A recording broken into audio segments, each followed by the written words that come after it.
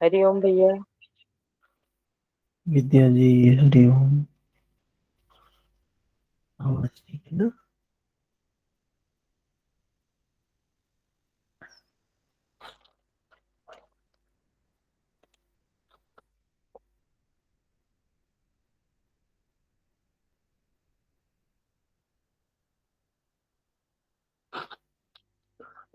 तो आज हम लोग तृतीय अध्याय श्रीमद् भगवद गीता तृतीय अध्याय शुरू करेंगे। बड़ा महत्वपूर्ण है।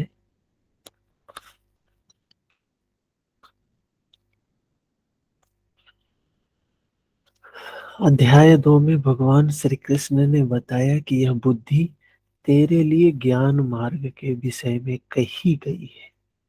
कौन सी बुद्धि? कि यही युद्ध कर जीतोगे तो महामहिम की स्थिति प्राप्त कर लोगे, हारोगे भी तो देवत्व प्राप्त करोगे। मतलब लाभा लाभो जया जयो, दोनों में ही लाभ है। जीत में भी सर्वस्व, हार में भी देवत्व। कुछ मिलता ही है इस मार्ग में चलने पर, कुछ न कुछ मिलता ही है, कुछ जाता नहीं है। अतः इस दृष्टि से लाभ हानि दोनों में कुछ न कुछ मिलता ही है, किंचित भी क्षति नहीं होती है। अध्यात्म के मार्ग में, शुद्ध धर्म के मार्ग में अगर हम चल रहे हैं तो हमें कुछ न कुछ मिलता ही है। फिर कहा, अब इसी को तू निष्काम कर्मयोग के विषय में सुन। जिस बुद्धि से युक्त होकर तू कर्मों के बंधन से अच्छी प्रकार छूट जाएगा। निष्काम कर्म योग के विषय में अब बताने जा रहे हैं, जिससे क्या होगा, इससे भी बंधन से छूटेगा। फिर उसकी विशेषताओं पर प्रकाश डाला। कर्म करते समय आवश्यक सावधानियों पर बल दिया कि फल की वासना वाला ना हो, कामनाओं से रहित होकर कर्म में प्रवृत्त हो, और कर्म करने में तेरी अश्रद्धा भी ना हो, जिससे तू कर्म बंधन से मुक्त हो जाएगा। मुक्त तो होगा, किंतु रास्ते में अपनी स्थिति नहीं दिखाई पड़ी। तथा अर्जुन को निष्काम कर्मयोग की अपेक्षा ज्ञान मार्ग सरल और प्राप्ति वाला प्रतीत हुआ। अर्जुन को लगा कि ये कर्म योग की अपेक्षा ज्ञान योग सरल है। तो उसने प्रश्न किया, जनार्दन, निष्काम कर्म की अपेक्षा ज्ञान मार्ग आपकी दृष्टि में श्रेष्ठ है, तो मुझे इस भयंकर कर्म में क्यों लगाते हैं? ये भयंकर कर्म करने के लिए क्यों कह रहे हैं? प्रश्न स्वाभाविक था। मान लीजिए आपको ही कहीं जाना है और कोई व्यक्ति आपको दो मार्ग बताए, और एक ही स्थान पर जाने के दो रास्ते हैं। यदि आपको वास्तव में जाना है तो आप अवश्य प्रश्न करेंगे कि सरल कौन सा है, अच्छा रास्ता कौन सा है। यदि ये नहीं पूछते हैं तो आप पथिक, आप साधक नहीं है। ठीक इसी प्रकार अर्जुन ने भी प्रश्न रखा। क्या प्रश्न रखा? अर्जुन उवाच, ज्यायसि चेत् कर्मणस्ते मता बुद्धिर्जनार्दन, तात्विकं कर्मणि घोरे मां नियोजयसि केशव। जनों पर दया करने वाले जनार्दन, यदि निष्काम कर्म योग की अपेक्षा ज्ञान योग आपको श्रेष्ठ है तो हे केशव, आप मुझे भयंकर कर्म में क्यों लगाते हैं? सही बात है। अगर हमें ये लगता है कि ये मार्ग सरल है, तो हम जरूर पूछेंगे कि भाई ये कठिन मार्ग पे क्यों हमको भेज रहे हो। अर्जुन ने भी यही प्रश्न किया। वास्तव में क्या है, निष्काम कर्म योग में अर्जुन को भयंकरता दिखाई पड़ी। अर्जुन को लगा ये तो बड़ा भयंकर है। कोई अपेक्षा नहीं, कोई आसक्ति नहीं, बिना चाह के करते रहना है।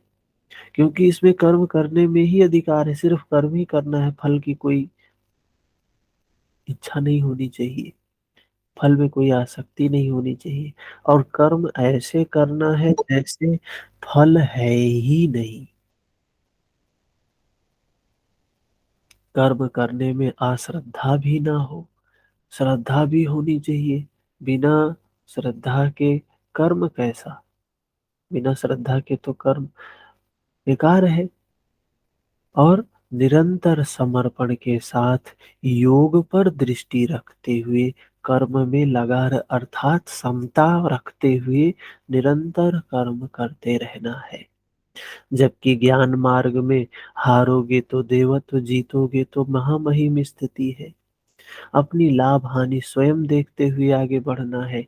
इस प्रकार अर्जुन को निष्काम कर्म योग की अपेक्षा ज्ञान मार्ग सरल प्रतीत हुआ।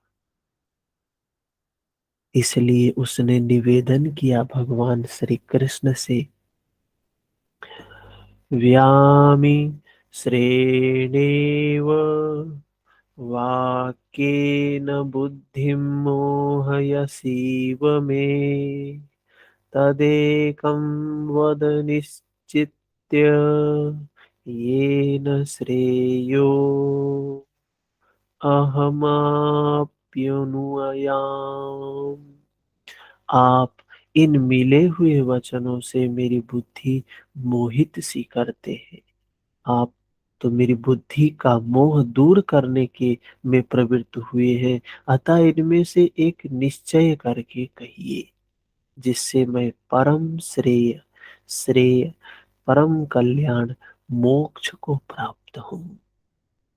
क्या बात बत पूछा कि आप मुझे उलझा रहे हैं, आप मेरे मोह को, मेरे भ्रम को दूर करने के लिए उद्यत हुए हैं, मुझे समझाने के लिए आए हैं, और आप मुझे उलझा रहे हैं कर्म योग और ज्ञान योग में। अर्जुन समझा नहीं। वास्तव में कर्म योग, ज्ञान योग दोनों क्या है? कर्म तो वही होता है, कर्म एक ही करना होता है दोनों मार्गों में, चाहे वो कर्म योग हो, चाहे वो ज्ञान योग हो। बस थोड़ा सा भाव का अंतर आ जाता है, और कोई परिवर्तन नहीं होता है। तो भगवान समझाते हैं, भ्यामी श्रेणेव वाक्येन बुद्धिं मोहयसीव मे, तदेकं वद निश्चित्य येन श्रेयो अहमाप्नुयाम्। हम्म,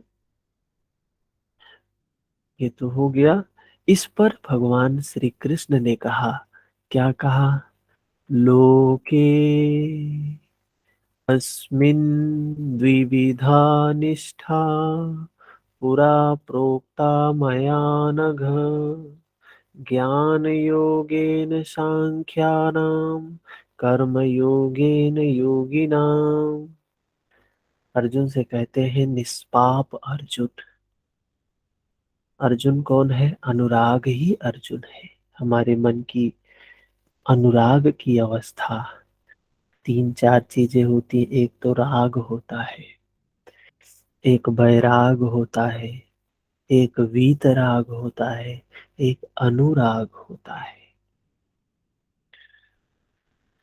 राग है, राग है तो अनुराग होगा। जिसके जीवन में राग ही नहीं है, अनुराग कहाँ से जन्म लेगा? हम्म?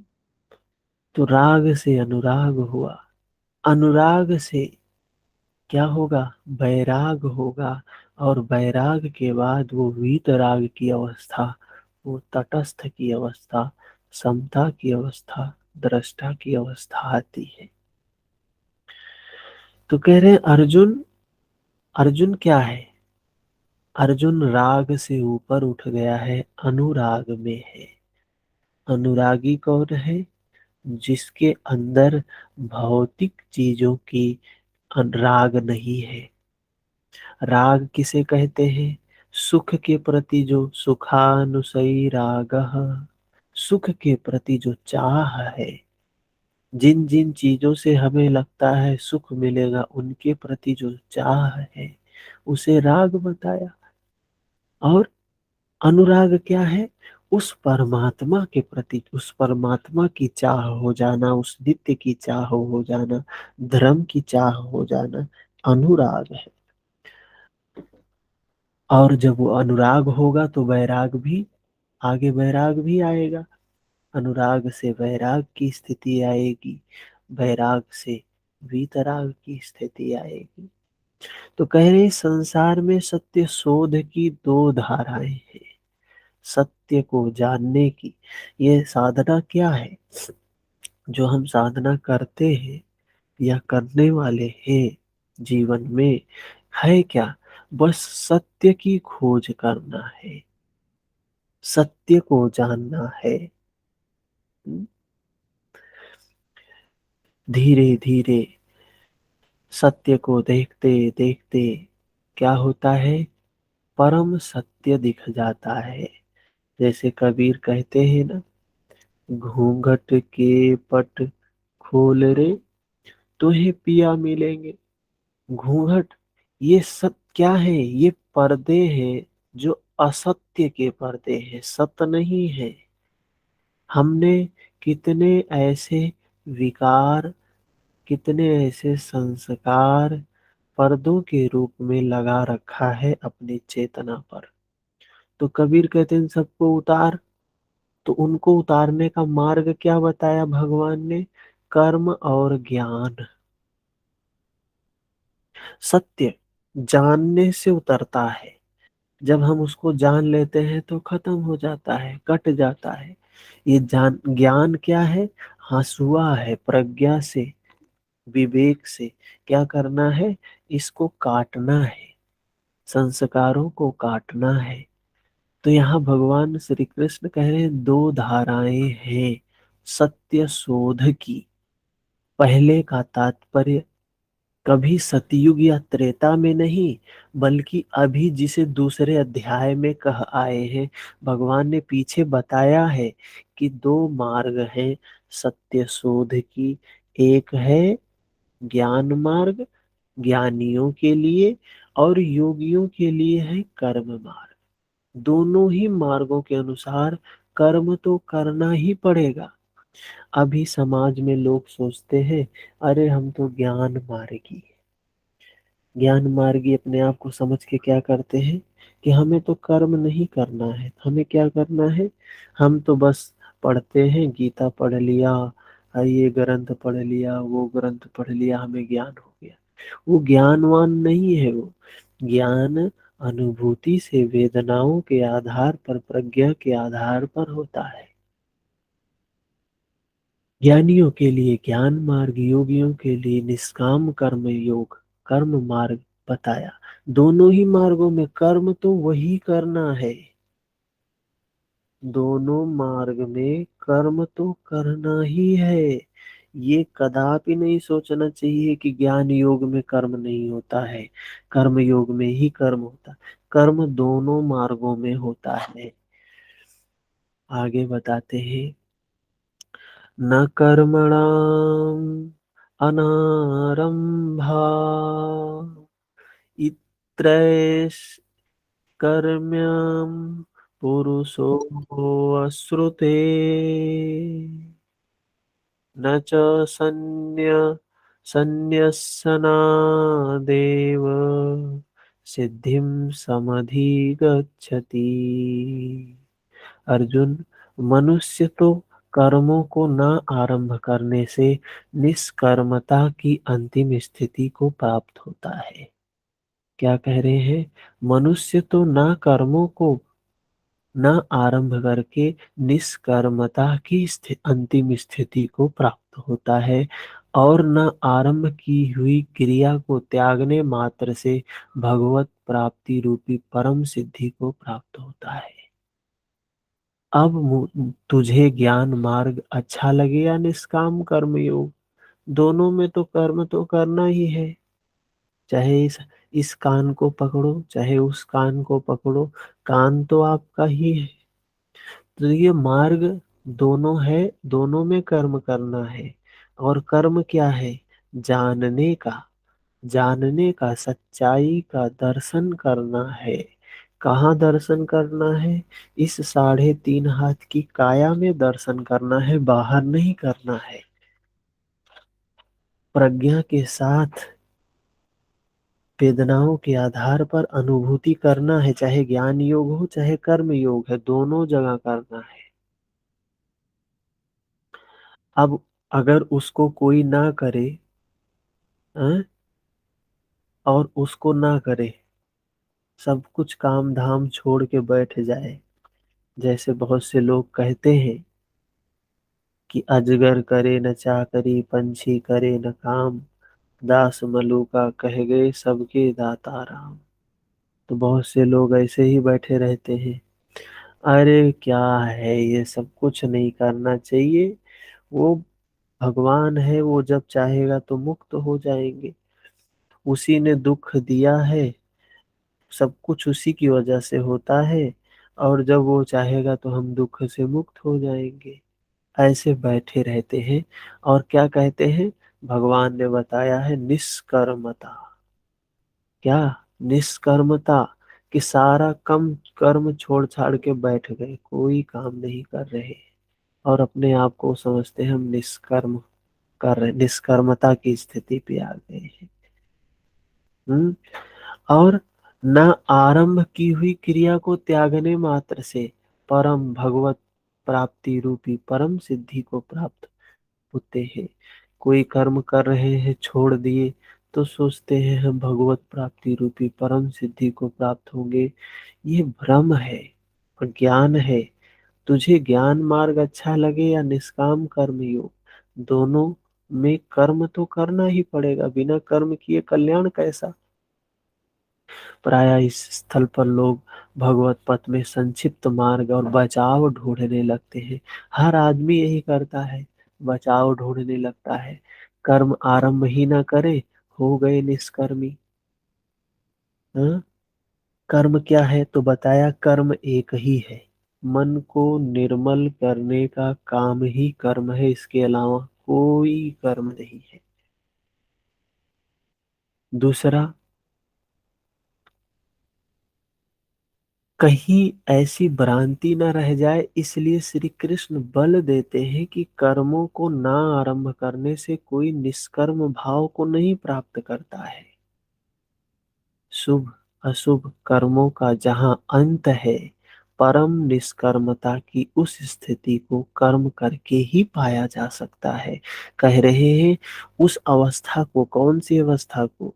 उस योगी की अवस्था को, उस योग की अवस्था को, उस योगी की अवस्था को कैसे पाया जा सकता है?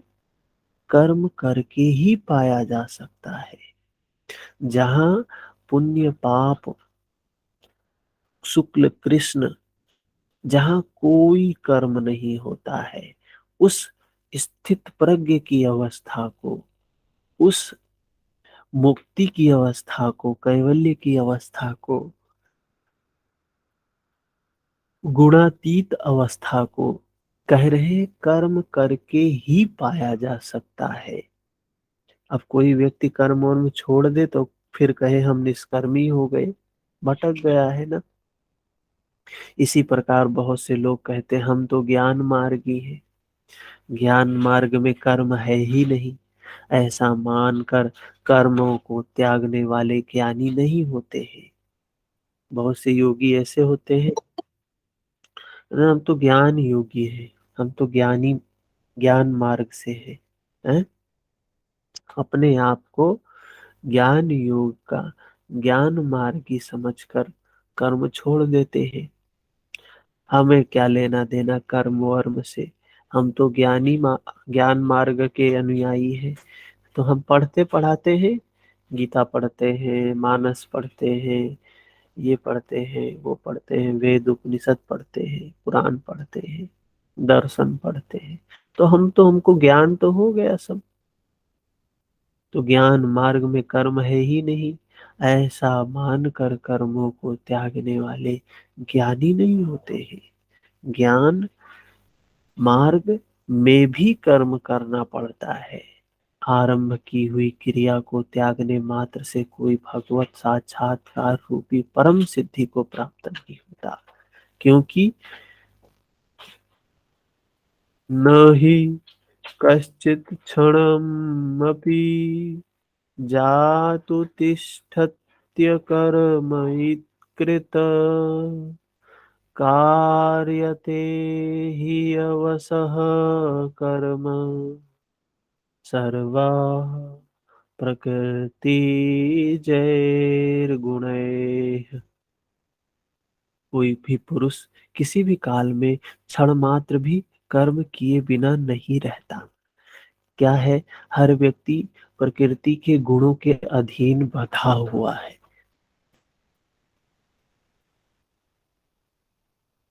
प्रकृति के गुणों के कारण हम कर्म करते हैं।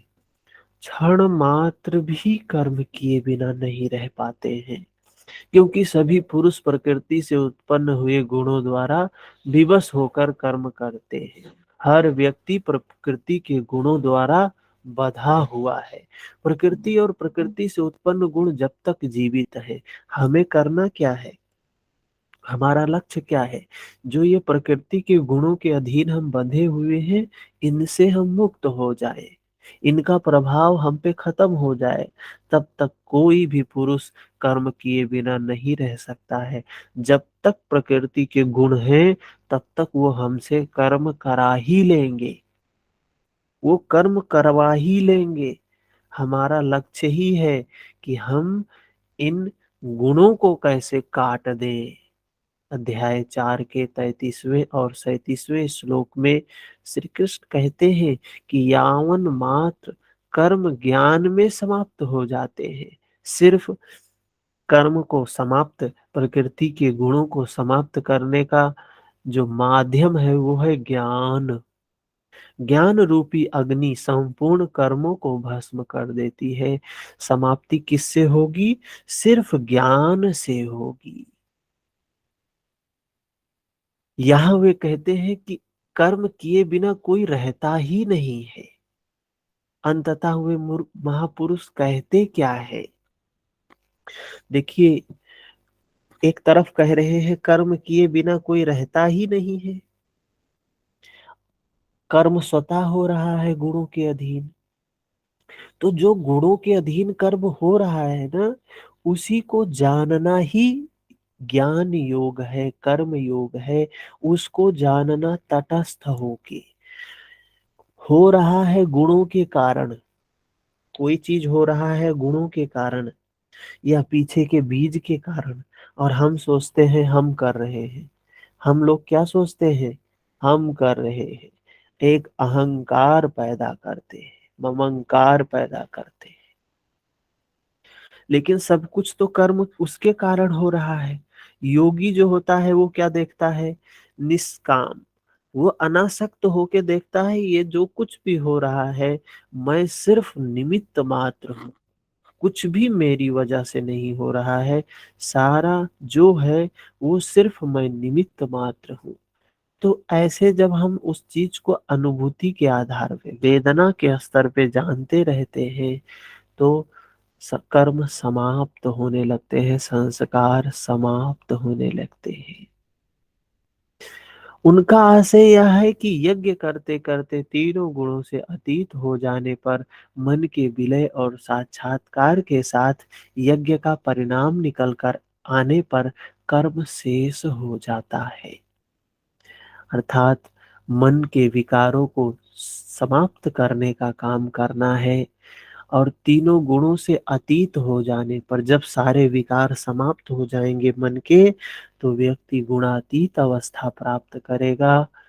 और उस गुणातीत अवस्था के साथ विलय और साक्षात्कार के साथ यज्ञ का परिणाम निकल आता है। अर्थात वो कर्म, वो अंतिम स्थिति गुणातीत अवस्था आ जाती है। उस निर्धारित क्रिया की पूर्णता से पहले कर्म मिटते नहीं है। जब तक हम गुणातीत अवस्था नहीं प्राप्त कर लेते हैं, तब तक कर्म रहते हैं। और कर्म को समाप्त करने का काम योग है, ज्ञान है, उसके द्वारा ही किया जा सकता है। जब तक कर्म है तब तक आवागमन बना रहेगा, तब तक दुख बना रहेगा, तब तक सारी चीजें बनी रहेंगी। कर्मेन्द्रियाणि संयम्य या आस्ते मनसा स्मरन् इंद्रियार्थ अन्विमूढ़ात्मा मिथ्याचारः स उच्यते। इतने पर भी विशेष रूप से मूढ़ लोग, इतने पर भी विशेष रूप से मूढ़ लोग, जो कर्म इंद्रियों को हठ से रोक कर इंद्रियों के भोगों का मन से स्मरण करते हैं, वे मिथ्याचारी हैं, पाखंडी हैं, ना कि ज्ञानी। क्या है, क्या कहना चाह रहे हैं? कि बहुत से लोग अध्यात्म के जगत में, धर्म के जगत में, आपने देखा है, आपने सुना है, आप समाज में भी हैं ऐसे लोग। क्या करते हैं मूढ़ लोग जो हैं, अध्यात्म के नाम पे अपनी इंद्रियों को क्या करते हैं, हठ से रोक कर, हठ पूर्वक रोक लेते हैं। जबरदस्ती, जबरदस्ती तो रोक लिया, लेकिन मन को क्या रोकोगे? हम्म? मन को कैसे रोकेगा? मन को तो कोई नहीं रोक सकता है। और इंद्रियों के भोगों का मन से स्मरण करते हैं। जितने भी ये साधु सन्यासी ऐसे दिखाई देते हैं, घर परिवार तो छोड़ दिया है उन्होंने,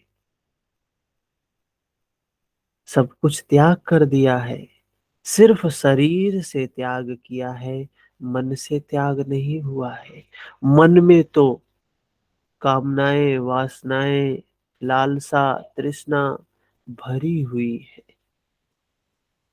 तो उनको कह रहे हैं मिथ्याचारी है, मिथ्याचारः स उच्यते, पाखंडी है। वो ज्ञानी नहीं है, उन्होंने सिर्फ वेशभूषा बना रखा है, भगवा चोला पहन रखा है, दाढ़ी बढ़ा रखी है, माला पहन रखा है, भस्म लगा रखा है, ऊंची ऊंची बातें करते हैं, लेकिन वो ज्ञानी नहीं है। तो इस बात से सिद्ध होता है कि भगवान कृष्ण के समय में भी ये रूढ़ी वाले लोग हुआ करते थे, आज भी हैं, उस समय भी थे। लोग करने योग्य क्रिया को छोड़कर, जो करने के लिए भगवान ने सरल सरल तरीका बताया उसको छोड़कर हठ से रोक कर बैठ जाते हैं और कहने लगते हैं मैं ज्ञानी हूं, मैं पूर्ण हूं। किंतु भगवान श्री कृष्ण कहते हैं न वे ज्ञानी है, न वे पूर्ण है, वे धूर्त हैं। ज्ञान मार्ग अच्छा लगे या निष्काम कर्म योग, दोनों ही मार्गों में कर्म तो करना ही है। बिना कर्म किए कोई आगे नहीं बढ़ सकता है। यस्तु विन्द्रियाणि मनसा नियम्यारभते अर्जुन, कर्मेन्द्रियैः कर्मयोगम् असक्तः स विशिष्यते। अर्जुन, जो पुरुष मन से इंद्रियों को वश में करके, जब मन में भी वासनाओं का स्फुरण ना हो, सर्वथा अनासक्त हुआ कर्मेंद्रियों से कर्मयोग का आचरण करता है, वह श्रेष्ठ है। कह रहे हैं एक योगी कौन है, श्रेष्ठ योगी कौन है, श्रेष्ठ पुरुष कौन है, जो मन से इंद्रियों को वश में रखे। इंद्रियों को बलात् रोका नहीं है। जैसे कीचड़ में रहते हुए कीचड़ से कमल अनासक्त है, अलग है, ऐसे ही मन से इंद्रियां रुक गई हैं। अब मन ही उधर नहीं जा रहा है, मन में ही विकार नहीं है, मन में क्रोध नहीं है, मन में वासना नहीं है, मन में लोभ नहीं है, मन में मोह नहीं है। लोग करते क्या है, मन में चीजें होती हैं लेकिन दबाते हैं, उसका दमन करते हैं, दमन करते हैं, दमन करते हैं, और पूरा जीवन दमन करते रहते हैं, दमन करते रहते हैं। वो दमन करते करते जब तक शरीर मजबूत है तब तक तो कर लेते हैं। जब शरीर कमजोर होता है तो दमन संभव नहीं होता है। तो उस उम्र में जाके बुढ़ापे में ऐसे ऐसे कृत्य पता चलते हैं समाज में कि इस उम्र के व्यक्ति ये कर रहे हैं। क्यों? क्योंकि जीवन भर उन्होंने पाखंड का काम किया, अध्यात्म के नाम पे कुछ नहीं कमाया उन्होंने। वाकई में अगर कुछ कमाता व्यक्ति तो अंतिम समय में शांत हो जाता, मन निर्मल हो जाता। कह रहे जब मन में भी वासना ना हो, सर्वथा अनासक्त हुआ, कर्मेंद्रियों से कर्मयोग का आचरण करता हुआ, वह श्रेष्ठ है। ठीक है, समझ में आया कि कर्म का आचरण करें, किंतु यह प्रश्न खड़ा होता है कौन सा कर्म करें, कौन सा कर्म करना है। वो तो हम पहले से बता रहे हैं, मन को निर्मल करने का काम करना है। भगवान कृष्ण क्या कह रहे हैं, नियतं कुरु कर्म त्वं कर्म ज्यायो ह्य कर्मणा शरीर यात्रापि च तेन प्रसिद्धयेत कर्मणः। अर्जुन, तू निर्धारित किए हुए कर्म को कर। अर्थात कर्म तो बहुत से हैं, कर्म एक दो नहीं, बहुत से कर्म हैं। उनमें से कोई एक चुना हुआ है, एक कोई निर्धारित है। महर्षि पतंजलि भी कहते हैं तत्प्रतिषेधात में एक तत्व अभ्यास, एक तत्व का अभ्यास करना है। भगवान भी कह रहे हैं नियत कुरु, नियत कुरु कर्म त्वम, नियत कर्म कर, निर्धारित कर्म कर। ये जो बिना निर्धारित वाला कर्म है इसको नहीं कर। लोग जो हमारे समाज में या हम जिस कुल में, जिस संप्रदाय में, जिस जाति में जन्मे होते हैं, हमारी उस जाति की, उस संप्रदाय की कुछ मान्यताएं होती हैं, कुछ रीति रिवाज होते हैं, कुछ परंपराएं होती हैं। उनको हम करते हैं तो हमें लगता है हम बहुत धार्मिक हैं, बहुत अच्छे कर्म कर रहे हैं।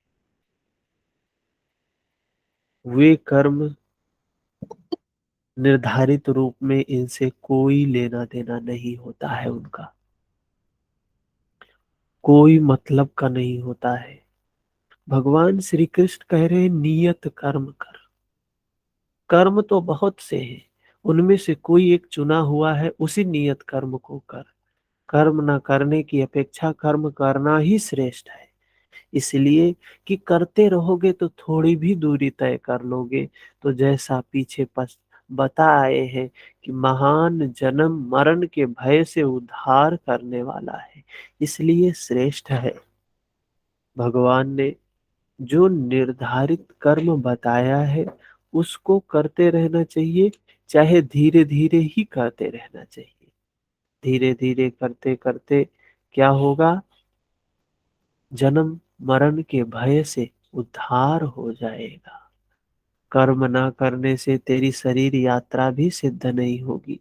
जो व्यक्ति पुरुष, ये जो शरीरधारी है, मनुष्य शरीरधारी है, 99.9999 प्रतिशत लोग तो ऐसे ही जीवन बिता देते हैं, बिना उस नियत निर्धारित कर्म को समझे, बिना उस नियत निर्धारित कर्म को किए। समझ ही नहीं पाते क्या कर्म है वो, क्या करना है। पूरे जीवन भर ऊट पटांग कर्म करते रहते हैं। पूरे जीवन भर कर्म के नाम पे अपनी जो मैं और मेरी बनी हुई है रूढ़ियां, कुरीतियां, मान्यताएं, उन्हीं को पोसते रहते हैं, उन्हीं को बढ़ाते रहते हैं, उन्हीं को पोसते रहते हैं, बढ़ाते रहते हैं। कह रहे हैं कर्म ना करने से अपेक्षा कर्म करना श्रेष्ठ है। करते रहेंगे तो क्या होगा, थोड़ी भी दूरी तय कर लेंगे, जन्म मरण से भय से उद्धार हो जाएगा, इसलिए श्रेष्ठ है। और जो व्यक्ति कर्म नहीं करता है, बहुत से लोग क्या करते हैं, अरे हम कहाँ, हम तो गृहस्थी में हैं, अरे हम तो भी पढ़ाई लिखाई कर रहे हैं, अभी उम्र नहीं है ये सब करने की, अभी ये सब करने का वो नहीं है, अभी ऐसा है वैसा है। बहुत से लोगों को देखते होंगे, बचाव ढूंढते रहते हैं ना। तो भगवान कह रहे हैं कि जो कर्म नहीं करेगा उसकी शरीर यात्रा भी सिद्ध नहीं होगी। और शरीर यात्रा का मतलब क्या है, शरीर यात्रा का क्या मतलब है? शरीर यात्रा का मतलब है जिस लिए ये शरीर मिला है। हम्म आपको कहीं नौकरी मिली हुई है, किसी पद पर है, वेतन ले रहे हैं और काम नहीं करते हैं। जिसके लिए शरीर मिला है वो काम नहीं कर रहे हैं आप। शरीर मिला है अपने बंधन को खोलने के लिए, अपने विकारों को खोलने के लिए, अपने विकारों को समाप्त करने के, हम उसको उल्टा काम कर रहे हैं और बंधन बांध रहे हैं और विकार बढ़ा रहे हैं। लेकिन यहाँ लोग शरीर यात्रापी, यहाँ क्या समझते हैं, यहाँ के लोग समझते हैं शरीर निर्वाह। मतलब अगर कर्म नहीं करोगे, तो यही कहते हैं, भगवान ने ही कहा है कर्म करो नहीं तो शरीर यात्रा नहीं पूरी होगी। क्या है शरीर यात्रा? अरे भाई, क- कमाएंगे नहीं तो खाएंगे कैसे? जब कमाएंगे तभी तो ये शरीर चलेगा है। तो यह कैसा शरीर निर्वाह? क्या आप शरीर हैं? मैं शरीर तो हूं नहीं। यह पुरुष जन्म जन्मांतरों से, युग युगांतरों से शरीरों की यात्रा ही तो करता चला आ रहा है। ये जो बंधन में है, जो दुख भोग रहा है, ये यात्रा कैसी कर रहा है, शरीरों की ही तो कर रहा है। आज मनुष्य बड़े भाग्य मानुष तन पावा, आज मनुष्य का तन मिला है। यहाँ से छूटेगा तो कुत्ते, बिल्ली, सांप, बिच्छू, पक्षी, ऐसे जीव जंतु, हाथी घोड़े का किसी का शरीर प्राप्त करेगा। तो ये शरीर की ही यात्रा तो चल रही है। जो मनुष्य शरीर है इसमें बंधन को खोलने का काम मिला हुआ है। जो उसको नहीं कर रहा है, भगवान कृष्ण ने जो निर्धारित कर्म बताया है, जो उसको नहीं कर रहा है वो शरीर निर्वाह नहीं कर रहा है। जैसे वस्त्र जीर्ण हुआ तो दूसरा तीसरा धारण किया, इसी प्रकार कीट पतंग से मानव तक, ब्रह्मा से लेकर यावन मात्र तक ये जगत परिवर्तनशील है। ऊपर नीचे योनियों में बराबर यह जीवन जीव शरीरों की यात्रा ही कर रहा है। कर्म कोई ऐसी वस्तु है जो इस यात्रा को सिद्ध कर देती है, पूर्ण कर देती है। मान लें कि एक ही जन्म लेना पड़ा तो यात्रा जारी है, अभी तो पथिक चल ही रहा है। अगर जन्म लेना पड़ा तो मतलब यात्रा अभी जारी है, यात्रा चल रही है। वह दूसरे शरीरों की यात्रा कर रहा है। यात्रा पूर्ण तब होती है जब गंतव्य आ गया। परमात्मा में स्थिति के अनंतर इस आत्मा को शरीरों की यात्रा नहीं करनी पड़ती है। कबीरदास जी बड़ा सुंदर बोलते हैं, जा मरने से जग डरे सो मेरो आनंद, कब मरी हो कब पाई हो पूरन परमानंद। वो कबीर कहते हैं, जिस मरने से जग डरता है ना, वो तो मेरा आनंद है। हम लोग मरने से डरते हैं। कबीर कहते हैं, योगी मरता नहीं है, योगी कपड़ा बदलता है। जैसे व्यक्ति जैसे कपड़ा बदलता है, वैसे योगी शरीर बदलता है। तो जितने हम खुश होते हैं नया कपड़ा पहनने पर, नया वस्त्र पहनने पे हम कितने खुश होते हैं, वैसे ही योगी कह रहा है सो मेरो आनंद। और मरना योगी किसको कह रहा है? जिसके बाद जन्म नहीं है। जीवत मां मरना भला, मरे जो जाने कोई। कबीर कहते हैं, जीते जी वो अवस्था आ जाए जिसके, जो मरने के बाद वह असली मरना तो वो है जिसके बाद मरना नहीं है, जिसके बाद जन्म नहीं है, जिसके बाद बुढ़ापा नहीं, जिसके बाद बीमारी नहीं है। तो समझो शरीर यात्रा पूरी हो गई, गंतव्य आ गया। परमात्मा में स्थिति के अनंतर इस आत्मा को शरीर की यात्रा नहीं करनी पड़ती है। कबीर कहते हैं वो अवस्था जीते जी आ जाए, शरीर त्याग और शरीर धारण वाला कर्म समाप्त हो जाए। अतः कर्म कोई ऐसी वस्तु है कि पुरुष को पुनः शरीरों की यात्रा नहीं करनी पड़ती है। अर्जुन, इस कर्म को करके तू संसार बंधन अशुभ से छूट जाएगा। कर्म कोई ऐसी वस्तु है जो संसार बंधन से मुक्ति दिलाता है। अब प्रश्न खड़ा होता है कि वह निर्धारित कर्म है क्या? वो कर्म कौन सा है?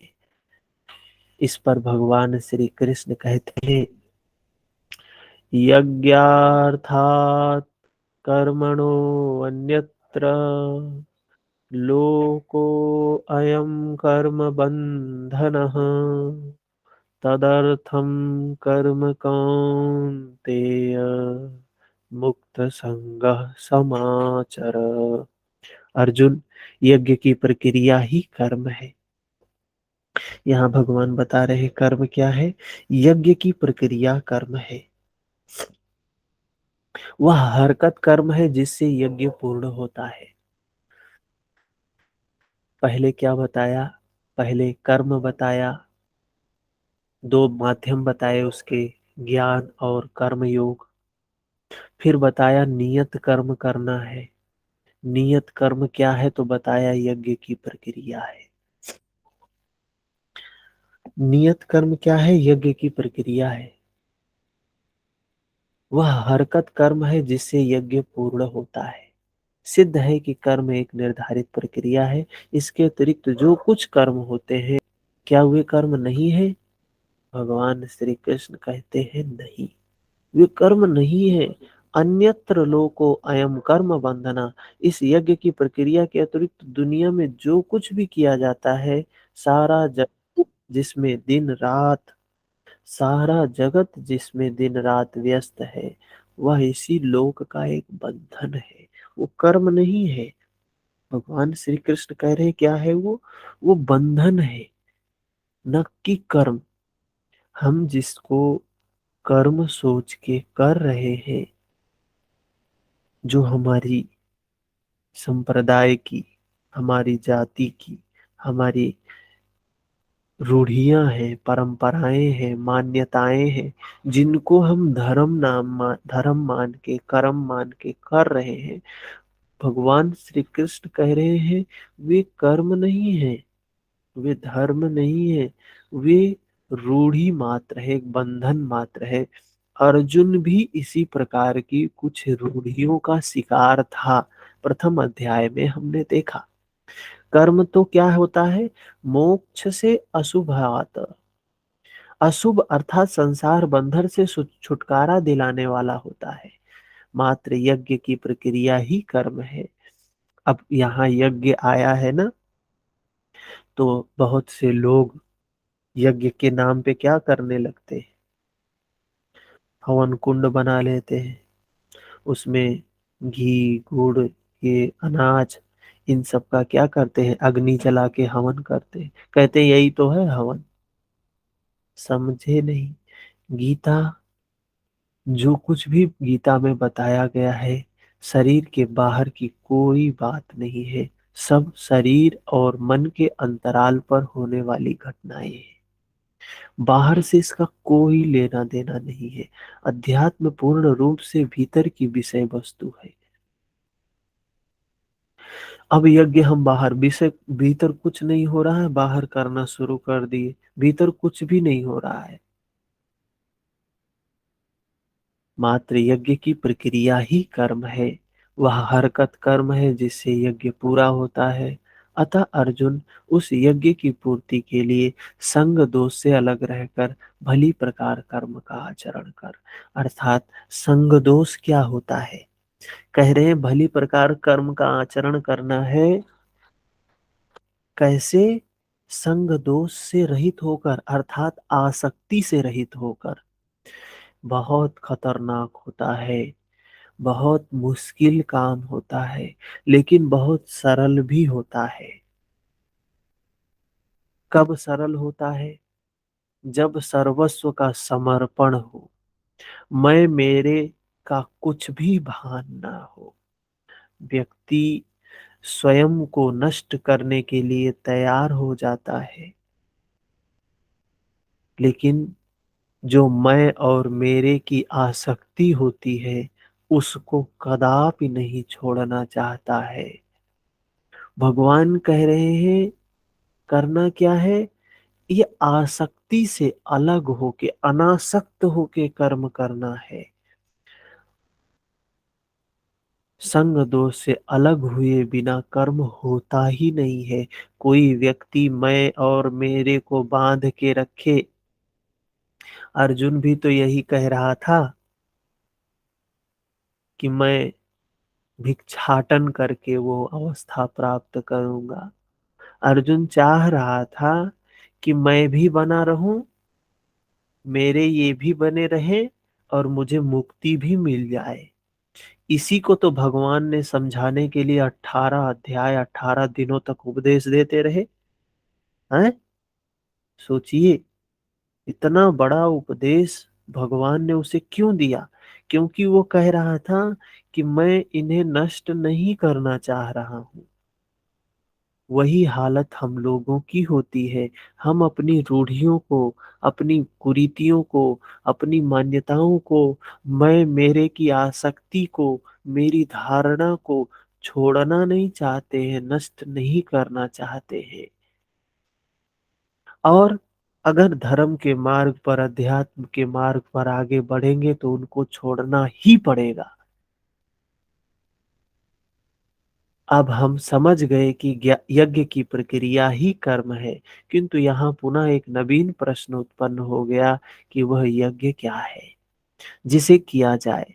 इसके लिए पहले यज्ञ को न बताकर श्री कृष्ण यज्ञ आया कहाँ से है, वह देता क्या है, उसकी विशेषताओं पर प्रकाश डालते हैं। चौथे अध्याय में जाकर स्पष्ट बताया यज्ञ क्या है जिसे हम कार्य रूप दे। यज्ञ का मतलब है अपने विकारों को समाप्त करने का काम यज्ञ है। अपने बंधन को खोलने का काम यज्ञ है। हमसे कर्म होने लगे। योगेश्वर श्री कृष्ण की शैली से स्पष्ट है कि जिस वस्तु का चित्रण करना है, वह पहली उसकी विशेषताओं का चित्रण करते हैं। भगवान श्री कृष्ण की बातों को देखकर ये लगता है कि उनकी शैली क्या है बताने की किसी चीज की। पहले विशेषता बताते हैं जिससे श्रद्धा जागे, उसके पश्चात उसमें बरती जाने वाली सावधानियों को बताते हैं, फिर उस सिद्धांत के बारे में बताते हैं। स्मरण रहे कि यहाँ पर श्री कृष्ण ने कर्म के दूसरे अंग पर प्रकाश डाला कि कर्म एक निर्धारित प्रक्रिया है।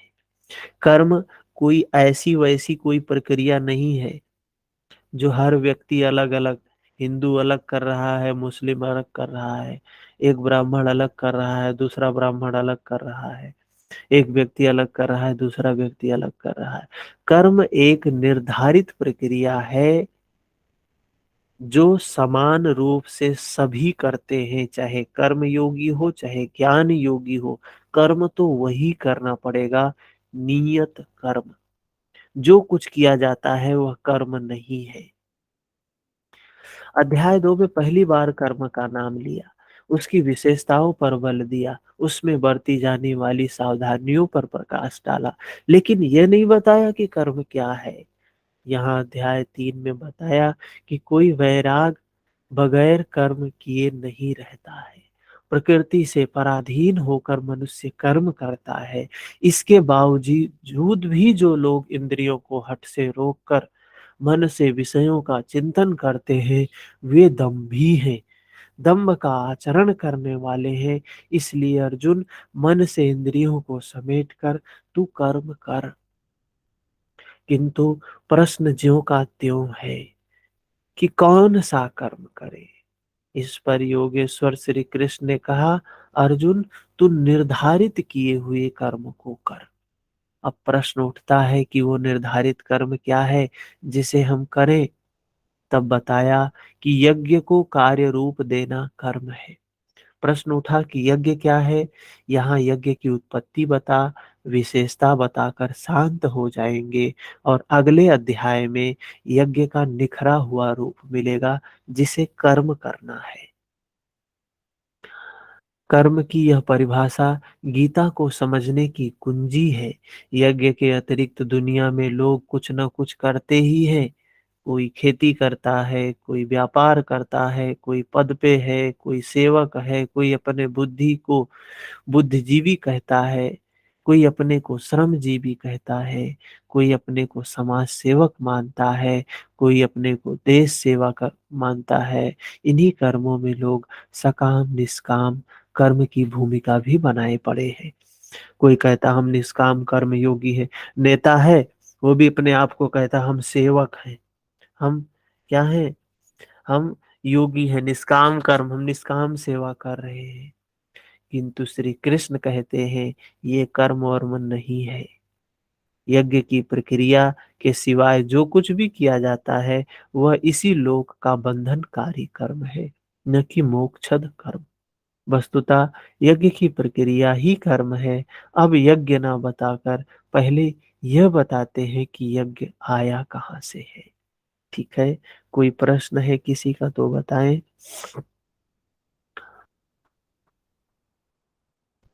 10 नंबर से कल देखेंगे। यहाँ तक समझ में आ गया। सुबह 5:30 से 6:30 नित्य जुड़े।